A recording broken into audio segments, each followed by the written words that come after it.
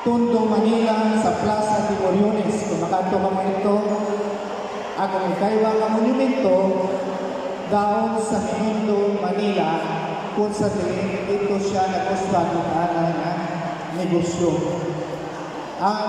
Siguro ang masunod o ikatlo na monumento nga makita natin kung kaluyan ni Mahal na Diyos, makita natin doon sa Ginot, sa atong public plaza, sa Ginotlan, may Bonifacio ang may Rizal, ang monumento ni Domingo Franco.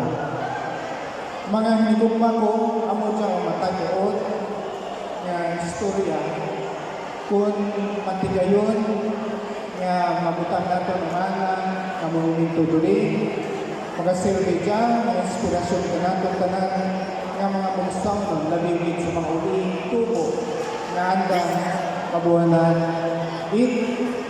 Halimbawa, hasta nga mabut nato ng ating ginahantong nga wow, labaw, mabusay.